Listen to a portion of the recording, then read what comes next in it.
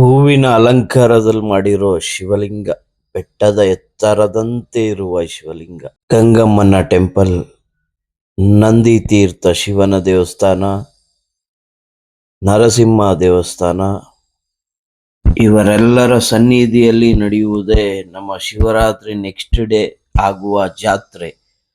ಆ ಜಾತ್ರೆನ ತುಂಬಿಕೊಳ್ಳೋದಕ್ಕೆ ತುಂಬಾ ಆನಂದ ಆಗುತ್ತೆ.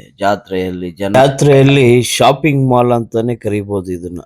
ಪ್ರತಿ ಒಂದು ಸಿಗತ್ತೆ, ಮಕ್ಕಳಿಗೆ ದೊಡ್ಡವ್ರಿಗೆ ಎಲ್ಲರಿಗೂ ಆಟ ಆಡೋದಕ್ಕೆ ಎಲ್ಲ ಇದೆ.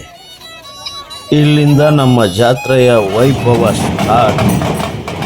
ಅಲ್ಲಿ ನಿಂತ್ಕೊಂಡು ಇದನ್ನೆಲ್ಲ ನೋಡ್ತಾ ಇದ್ರೆ ನಾವು ಒಂದೆರಡು ಸ್ಟೆಪ್ ಹಾಕ್ಬೇಕು ಅಂತ ಒಂದು ಫೀಲ್ ಆಗುತ್ತೆ. ಯಾಕೆಂದ್ರೆ ಎಲ್ಲ ರೀತಿಯ ಕಲೆಗಳು ಇಲ್ಲಿ ಆರಾಜಿಸ್ತಾ ಇತ್ತು. ಅದನ್ನೆಲ್ಲ ನಿಂತ್ಕೊಂಡು ನೋಡೋದಕ್ಕೆ ಏನೋ ಒಂದು ಆನಂದ.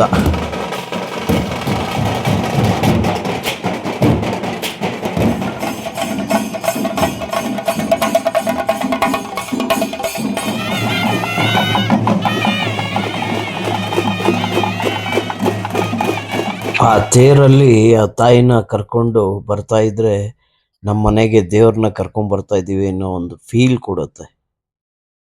ಒಂದಲ್ಲ ಎರಡಲ್ಲ, ಮೂರು ತೇರು.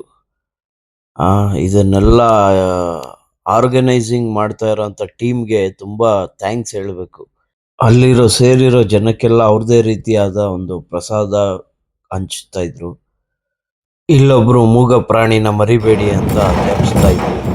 ಮಕ್ಕಳು ದೊಡ್ಡವರು ಏನು ಭೇದ ಭಾವ ಇಲ್ಲದೆ ಎಲ್ಲರೂ ಕುಣಿತಾ ಇದ್ರು.